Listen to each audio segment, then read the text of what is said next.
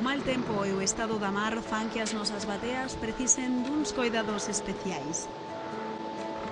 Forjas del Salnés, a túa empresa especializada en reparación, mantemento e fabricación de bateas tradicionais. Máis de 40 anos de experiencia nos avalan. Damos asistencias 24 horas no mar. Forjas del Salnés. Chámanos o 986 744 428. Ola, moi boas. Como cada xoves damoslle a benvida a unha nova edición de Informar. Iniciaremos o noso programa de hoxe falándolles da desconvocatoria do paro da flota do litoral, que decidiu volver a faenar tras a reunión mantida este mércores coa conselleira do Mar. Estaremos tamén en Noia, onde os mariscadores críticos veñen de solicitar a convocatoria urxente de eleccións, e falaremos tamén dun novo proxecto enmarcado no plan de saneamento local da Ría de Arousa, a depuración no saco de Fefiñáns. Todos estes temas e moitos máis hoxe aquí en Informar. Comezamos.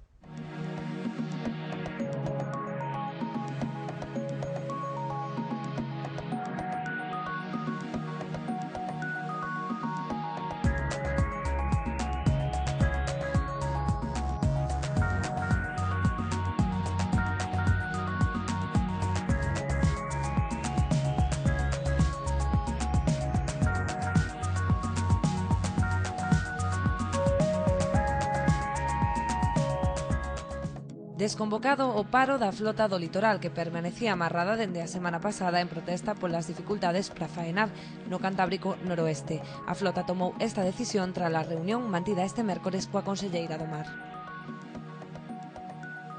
Novamente, os críticos de Noia exixen a convocatoria urxente de eleccións. Atribúen os malos resultados da presente campaña marisqueira á deficiente xestión da xunta directiva. Portos de Galicia segue a cumprir cos programas ambientais que promove a Unión Europea. Así o evidencia a mellora da xestión nas dársenas galegas, da que deu conta o presidente da entidade na reunión de balance dos programas internacionais.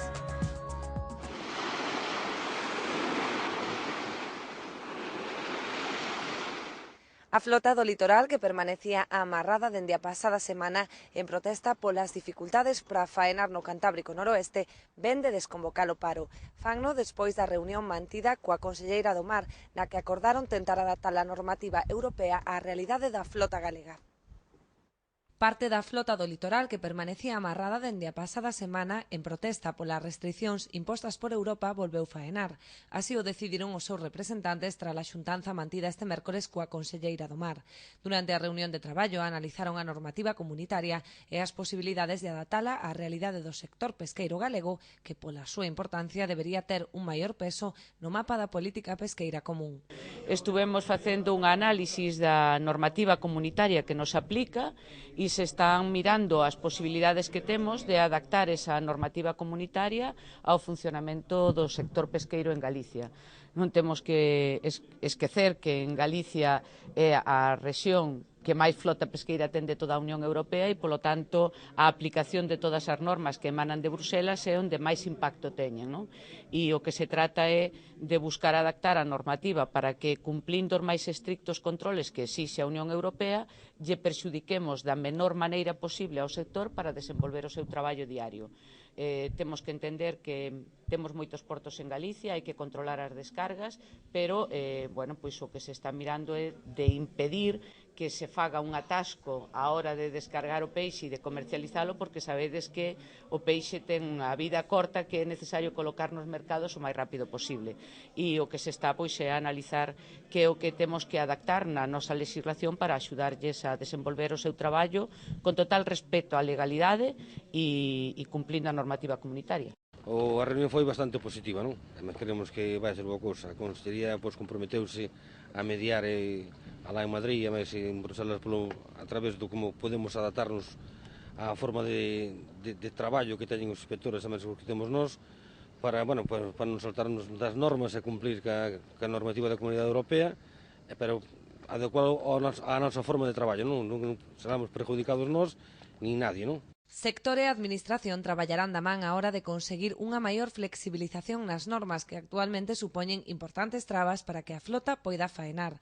Ademais da escaseza de cotas, denuncian a complexidade do uso do diario electrónico de a bordo, así como a introdución da normativa de pesaxe, que obriga a pesar todas as capturas no porto de desembarco, supoñendo un atasco na comercialización, xa que non todas as lonxas están operativas as 24 horas do día. Será un dos problemas máis grandes que tiñamos, non? Agora, polo menos, da forma que falamos ayer, que nos dixo a Consellería, pois vamos a botar o peixe, ou vamos a intentar botar o peixe logo, en vez de pesalo no mesmo puerto, botalo no puerto da primeira venda, non? Traelo un camión ou que sea, presentado, pero que non haba que cargalo ali nun camión, porque hai veces que chegas de noite e non está a lonja aberta, non podes pesalo, non hai básculas.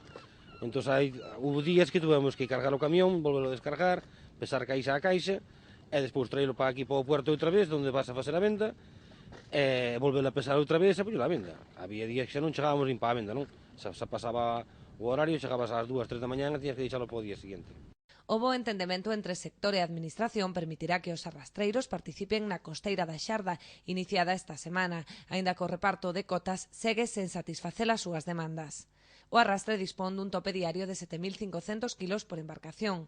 Pola súa banda, a flota de baixura veu incrementadas as cotas da xarda, xurelo, pescada e rape, por ser as especies das que máis depende este segmento.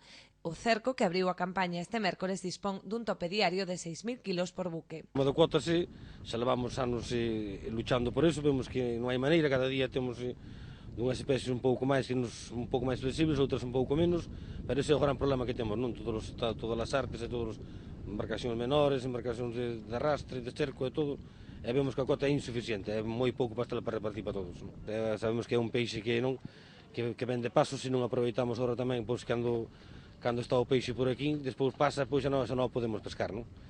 Hai outros fundamentos, outras cousas máis importantes, como era a previa, de ter que transmitir por correo electrónico a pesca, e iso de 4 horas sabemos todos que é inadmisible. Eu penso que tamén a Comunidade Europea sabe que é casi imposible para a flota de aquí, non? Que estamos a cada 1 hora ou 2 horas de camiño, ti non podes transmitir 4 horas antes, se non sabes o peixe que vas a ter, non? A principal novidade reside nos novos criterios de reparto por modalidades e pesqueirías, que se basearán non só no estado dos recursos, senón tamén en criterios socioeconómicos. Ademais, a aplicación de cotas individuais transferibles suporá unha importante mellora para o sector, tal e como salientou a conselleira do Mar. Cadar un millor reparto de cuotas por modalidades de pesca para as diferentes pesquerías do Caladoiro Cantábrico Noroeste. Isto vai a conseguir que, a diferencia do reparto que tiñan feito nos gobernos do PSOE en augas de España, se poida xestionar moito mellor o Caladoiro, e a verdade é que se teñen en conta tamén non só o que sempre decíamos nós, os criterios da abundancia de especies, sino tamén criterios socioeconómicos. O desbloqueo do paro chega ao mesmo día que o acordo acadado pola Unión Europea para aplicar progresivamente a eliminación dos descartes, establecendo unha serie de excepcións durante os primeiros anos. Mariscadores de Noia denuncian os malos resultados da presente campaña marisqueira, que atribúen á mala xestión da xunta directiva da confraría, polo que piden a convocatoria urxente de eleccións. Pola súa banda, o patrón maior insiste en que é competencia da Administración Autonómica a convocatoria dos procesos electorais. Mariscadores críticos integrados no sector opositor da confraría de Noia denuncian a escasa rendibilidade da actividade marisqueira que non lle está nin para cubrir gastos. Aquí comentan que nós estamos ganando un salario digno.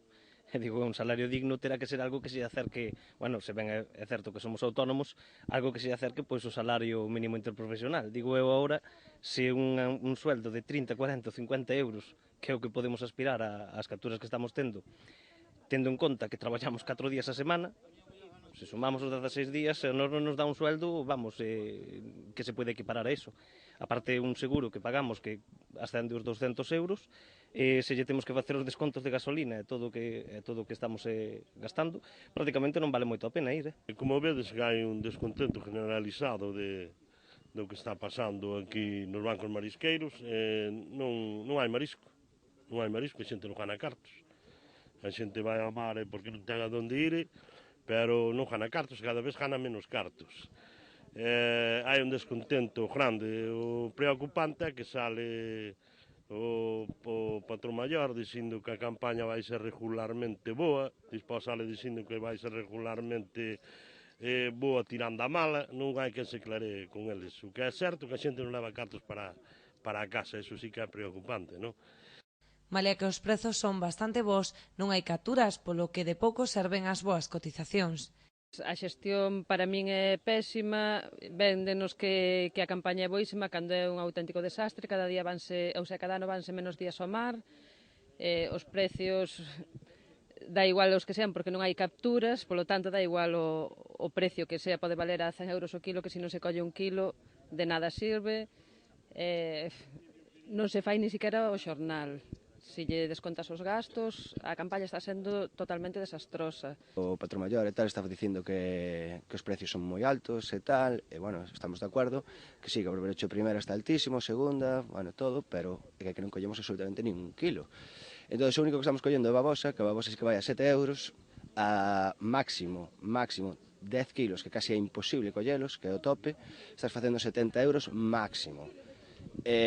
Estou convencido que a xente está collendo entre 8 e 7 kilos a 7 euros, estamos falando de entre 50 e 60 euros diarios, quitando os 200 euros de autónomos, gasolina e tal e cual, non é un sueldo digno. Eso quería decir que solo que non diga que estamos facendo un sueldo digno, porque non é un sueldo digno. Estamos indo 4 días a semana a traballar, non 5, entonces que quede claro para a xente que non vai ao marisco que sí que non é un sueldo digno, que non hai nada de berberecho, a playa está vacía, non hai nada de berberecho, e que sin o berberecho non podemos vivir. Cada ano estamos traballando menos días, cada ano hai menos marisco e cada ano facemos menos cartos. Neste sentido, responsabilizan a actual directiva da mala marcha da campaña, poñendo en cuestión algunhas decisións que non comparten, como o peche temporal da actividade tras o Nadal ou as zonas en que se está a traballar. Vemos que o berberecho que é moi pequeniño. Eu creo que o berberecho, agora tiñamos que estar quitando o berberecho donde non lo ten boiado, porque é máis grande. Pareceme a min que o que estamos sacando, que temos que sacar para un barreñón de berberechos non che queda nin 8 kilos.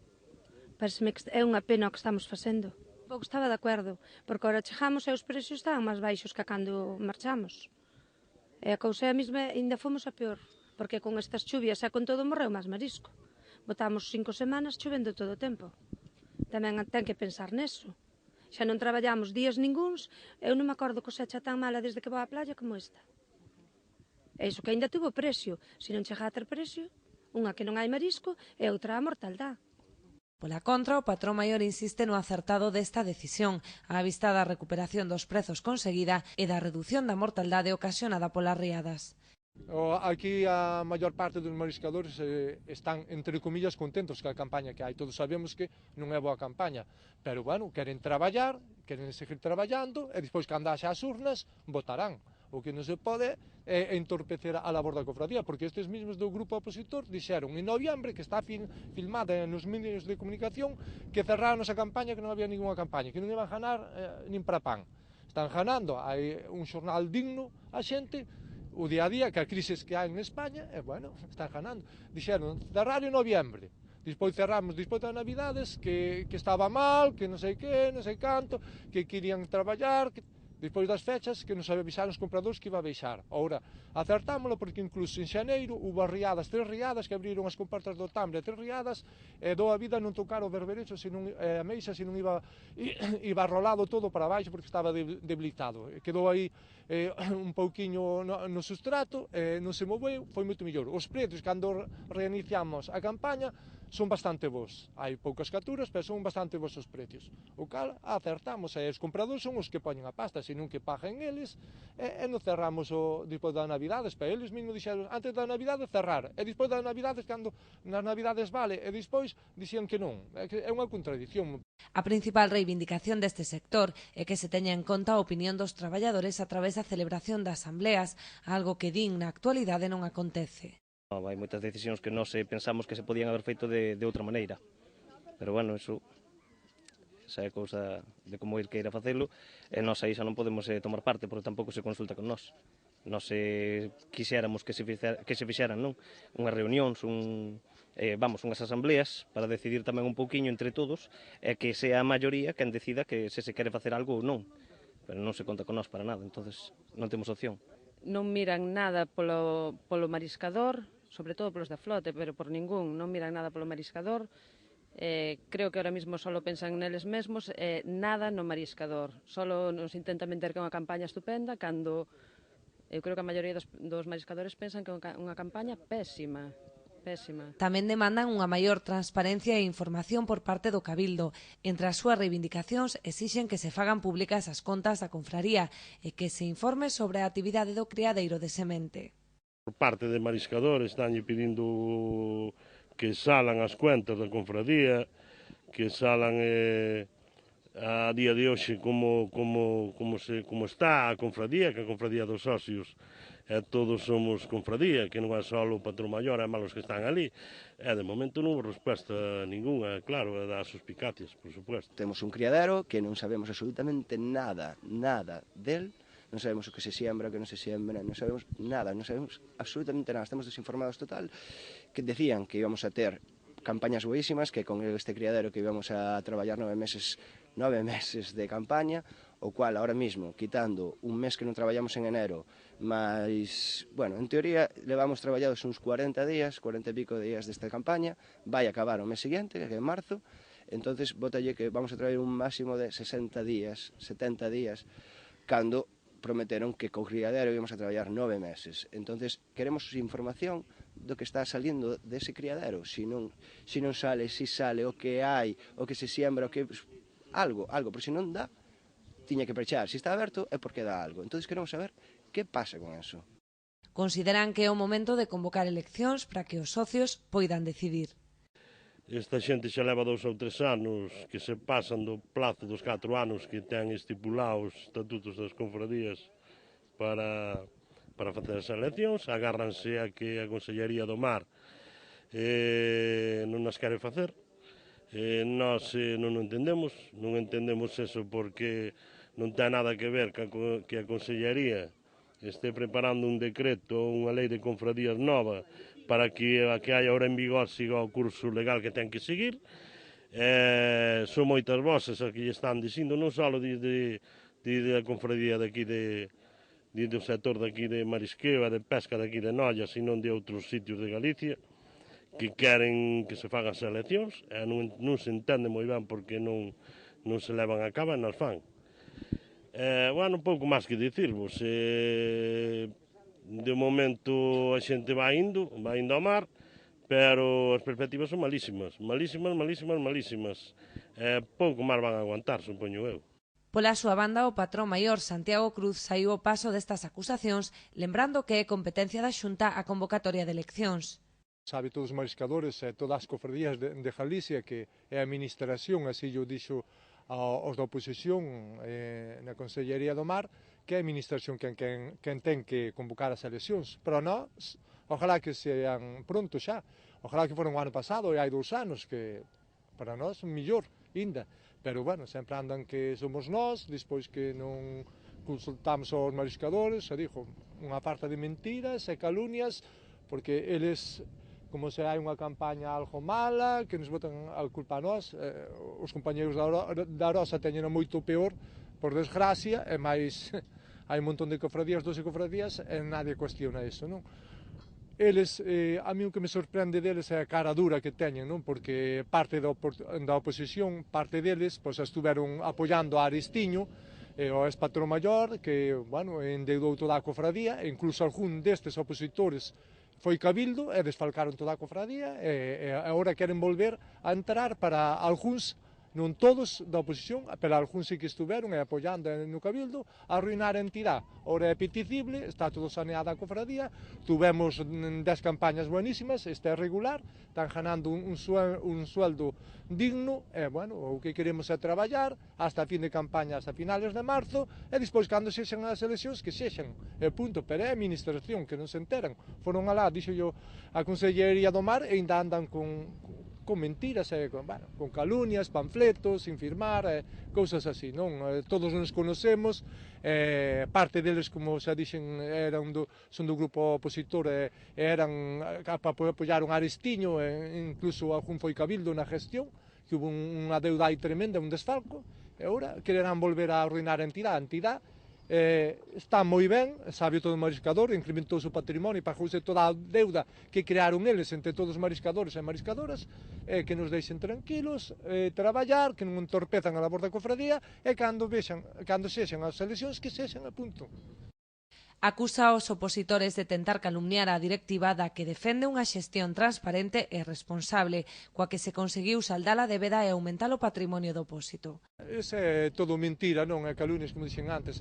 Nunca estuveron tan ben informados os mariscadores, infórmase nas lonjas, nas asambleas, en todos os sitios. Antes había unha dictadura pura e dura, había matóns nas lonjas, que todos nos acordamos hai anos. Caso que eles non deben de ter memoria, non? Hai 11 anos que facían eso, estaba arruinada a cofradía, roubaron o IVA, roubaron a puertos 40 millóns de pesetas, daquela que eran en pesetas, a Seguridade Social, deudas en todo o sector, os bancos arruinados, e parte deles apoiaron a Aristiño, e agora queren aquí a dar leccións a quen? Que esperen cando haxa eleccións, que se presenten, e se son elixidos mandarán, se non son, pois que deixen gobernar a quen está gobernando. Haberá que agardar a que a Consellería do Mar aprobe o decreto de convocatoria de eleccións en todas as confrarías galegas para saber quen obtén finalmente o respaldo maioritario dos socios. Polo momento, o actual patrón maior xa confirmou a súa intención de optar á reelección.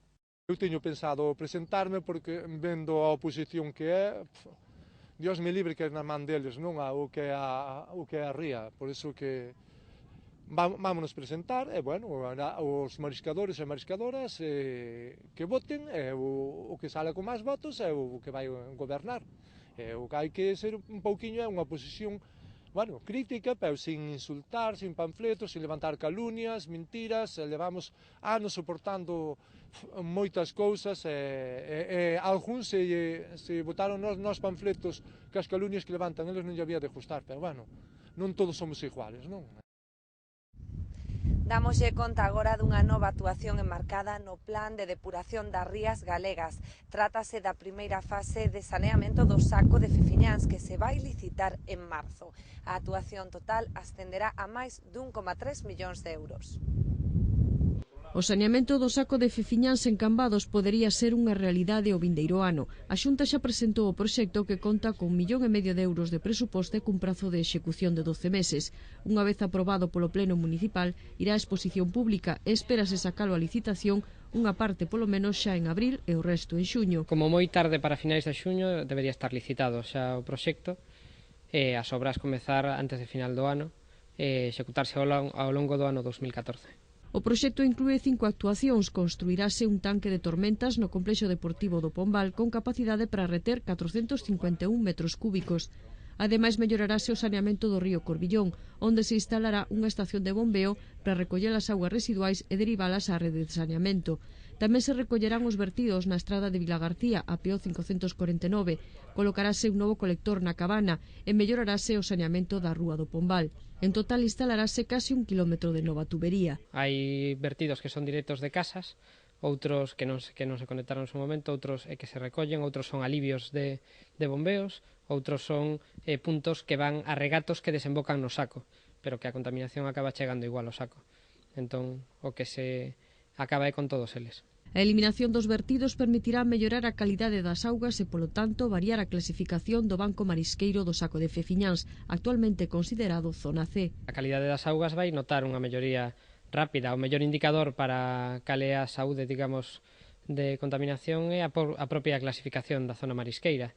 Agora mesmo é zona C, o que de agardar é que cando remate a obra, pois mellore a súa clasificación, igual que pasou en moitos outros sitios de Galicia, na Ría do Burgo, por exemplo. A posta en marcha deste proxecto non suporá atrasos para outra obra prevista na zona, as Comportas, que financiará Portos de Galicia. Nos non podemos retrasar, vamos a ver, si hoxe en día Portos de Galicia ten xa destinado nos seus orzamentos ese presupuesto, pois eu creo que en Cambados non vamos a retrasar ningunha inversión de ningún dos xeitos. A execución da obra das comportas queremos tamén que se faga o máis rápido posible, e outra cousa é que non faltaremos ao noso compromiso de que se pondrán en funcionamento cando este realizado o saneamento do saco de Ficiñáns. As actuacións inclúense no Plan de Saneamento Local da Ría de Arousa na súa marxe esquerda, que comprende Vilanova, Cambados e a Illa. No inventario feito nesta zona localizáronse máis de 380 puntos de vertido. O mal tempo e o estado da mar fan que as nosas bateas precisen duns coidados especiais. Forjas del Salnés, a túa empresa especializada en reparación, mantemento e fabricación de bateas tradicionais. Máis de 40 anos de experiencia nos avalan. Damos asistencias 24 horas no mar. Forjas del Salnés, chámanos o 986 744 428. Portos de Galicia segue a apostar pola xestión sostible das dársenas galegas a través do cumprimento dos plans ambientais europeos. Así o ratificou o seu presidente na reunión de balance dos programas internacionais celebrada na Confraría de Rianxo. Portos de Galicia ratificou en Rianxo o seu compromiso cos programas europeos sobre xestión ambiental portuaria e corroborou a rendibilidade destas iniciativas no desenvolvemento sostible das dársenas. Así o puxo de manifesto o presidente do ente público, José Juan Durán, durante a súa participación na reunión do balance dos programas internacionais Support 3RFIS NA2 e Netmar, celebrada na localidade rianxeira. Nun encontro con técnicos, axentes do sector e representantes municipais, entre os que se atopaban tamén os patróns maiores de Rianxo e Cabo de Cruz, Durán remarcou a importancia de colaborar e participar activamente nestas iniciativas que permiten combinar o mellor aproveitamento económico das instalacións portuarias e a súa sostibilidade dende o punto de vista ambiental. Así mesmo, lembrou que os programas referenciados atenden tanto os aspectos preventivos como o mantemento das instalacións e a capacidade de resposta dos xestores portuarios ante calquera incidente ambiental. Están orientados hacia a xestión portuaria, pero desde o punto de vista da sostibilidade do que é todo o que ten que ver co medio ambiente. E así faremos un balance dun proxecto que se denomina Netmar, que é un proxecto que está orientado a desenvolver protocolos de actuación para, en caso de accidentes e contingencias medioambientais, en tres zonas. En zonas portuarias con poboaciones próximas, en outro ámbito nas rías e en outro ámbito en mar aberto. Aquí, a hora de redactar esos protocolos, froito do desenvolvemento do convenio, o que se van a avaliar pois é sobre todo o funcionamento de vehículos terrestres non tripulados para ver a capacidade de resposta ante ese tipo de accidentes e contingencias marinas. Falamos tamén, se vai a falar aquí de outro proxecto, que é o proxecto Supports, en este caso. O proxecto Supports é un proxecto que está destinado a elaboración de un manual de boas prácticas medioambientais para establecer capacidades de resposta sobre actuacións desas características.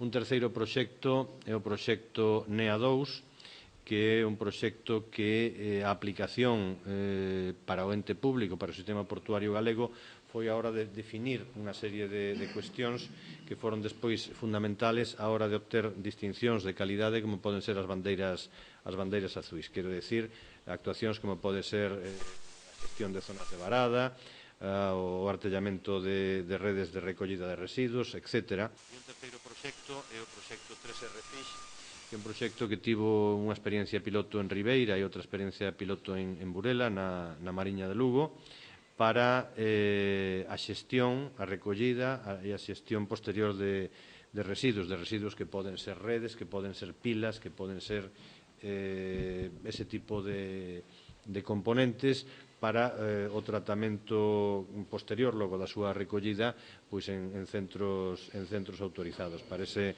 esa reciclaxe. Son, en definitiva, 4 proxectos nos que se traballou desde o ente público, proxectos europeos que están desenvoltos con outras entidades tanto de da Península Ibérica como do resto de Europa, con diferentes niveles de participación do ente público. En algún caso deles fomos coordinadores, en outros fomos simplemente socios, pero que supón como un denominador, que supón, digamos, a implicación máxima do ente público, en este caso da Xunta de Galicia, para traballar no que é a sostibilidade do sistema portuario galego. O presidente de Portos agradeceu a súa colaboración ao sector e animou a continuar desenvolvendo ou impulsando actuacións desta índole, susceptibles de recoñecementos e axudas nacionais e internacionais. Durante o encontro, os técnicos de Portos de Galicia explicaron o papel que a Consellería do Medio Rural e do Mar, a través do ente público, está a desenvolver en cada un destes programas. Damos paso agora á nosa sección das breves. Unha representación dos mariscadores de Cabo de Cruz mantiveron unha reunión en Santiago coa conselleira do Medio Rural e do Mar, Rosa Quintana. Na xuntanza da que saíron bastante decepcionados, os mariscadores trasladaronlle a súa negativa a realizar gardas nocturnas, pois segundo eles estánse a poñer en risco a súa propia integridade física. Neste sentido, pedironlle a titular de Mar a súa intermediación ante a Xunta Xeral da Confraría para que reconsidere a súa postura, atendendo ademais o acordo maioritario da totalidade dos socios do opósito, que se negan a realizar as vixilancias polas noites ou non sentirse capacitados para poder facer fronte aos furtivos. Salvamento Marítimo coordinou un operativo que rematou co traslado ao porto de Vilagarcía dunha embarcación á deriva na ría de Arousa. A voz de alarma partiu do pesqueiro O Chato, que alertou da presenza dunha planeadora de fibra duns 8 metros de eslora á altura da Punta do Chazo, en Cabo de Cruz. Ata o lugar, Salvamento mobilizou a Salvamar Sargadelos e o buque Irmáns García Nodal, dependente da Xunta, aos que se lle sumou o Servizo Marítimo da Garda Civil. Segundo fontes consultadas por esta redacción, todo apunta a que a embarcación corresponde coa planeadora queimada frente ás costas boirenses hai varios meses, que estaba involucrada nunha operación de narcotráfico. Un novo operativo dos axentes do Servizo de Gardacostas de Galicia, dependente da Consellería do Medio Rural e do Mar, en colaboración coa Policía Autonómica e a Garda Civil de Boiro, saldouse en Cabo de Cruz coa identificación de 24 persoas que estaban exercendo a actividade furtiva. Durante a actuación, os axentes comisaron uns 67 kilos de marisco, na súa maioría ameixa e longueirón, e requisaron tamén 2 vehículos. O operativo desenvolveuse na praia de Mañóns e na zona do Bodión. A Corporación Municipal ribeirense aprobou por unanimidade unha declaración institucional en defensa da súa flota pesqueira. Aínda que non estaba incluído na orde do día, a totalidade dos grupos políticos con representación municipal acordaron por unanimidade esta declaración. No texto que deu lectura ao alcalde Manuel Ruiz, pedíase, entre outras cuestións, un trato igualitario para os barcos ribeirenses que operan en calquera outra zona da Unión Europea e das costas españolas, así como as mesmas condicións para todos os buques, independentemente do país de procedencia, e que os produtos pesqueiros importados teñan as mesmas condicións de salubridade e trazabilidade. Na declaración tamén se recolle un respaldo claro ao novo reparto por modalidades de pesca, que supón un avance respecto ao anterior modelo, no que se debía seguir progresando, ao igual que na transferencia das cotas, lembrándolle ao Goberno de España e á Unión Europea de seguir defendendo os intereses da flota pesqueira galega, na que Ribeira ten un peso importante. Cabo de Cruz sitúase entre os 4 peiraos galegos que conseguiron un maior aforro enerxético grazas ao plan de eficiencia posto en marcha por Portos de Galicia. En termos xerais, conseguiuse unha reducción do consumo do 36% na franxa litoral, comprendida entre Camariñas e Portosín. As principais medidas enmarcadas no plan consistiron na alternancia do funcionamento dos puntos de luz, reducindo o alumeado nas zonas portuarias con menor tránsito e mantendo nas áreas de traballo e peiraos de atraque. Segundo os datos obtidos nesta primeira fase, o aforro neto a finais de 2012 foi de preto de 52.000 euros en toda a provincia. Por portos, os de Camariñas e Fisterra reduciron a factura do pasado ano en preto de 9.000 euros, mentres que os de Cabo de Cruz e Camelle acadaron un aforro de máis de 3.000 euros cada un. Ademais de recortar os gastos, esta medida é un valor engadido á hora de obter a certificación europea de sostibilidade ambiental e máis, que Portos de Galicia pretende solicitar para todo o litoral galego.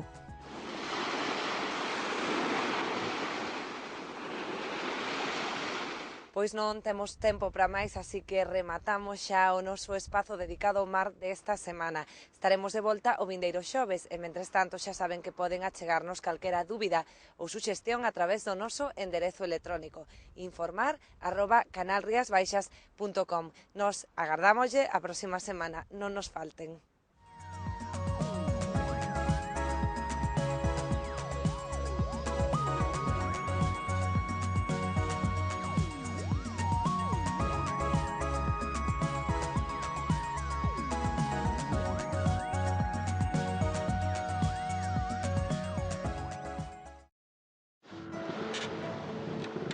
O mal tempo e o estado da mar fan que as nosas bateas precisen duns coidados especiais. Forjas del Salnés, a túa empresa especializada en reparación, mantemento e fabricación de bateas tradicionais. Máis de 40 anos de experiencia nos avalan. Damos asistencias 24 horas no mar. Forjas del Salnés. Chámanos ao 986 744 428.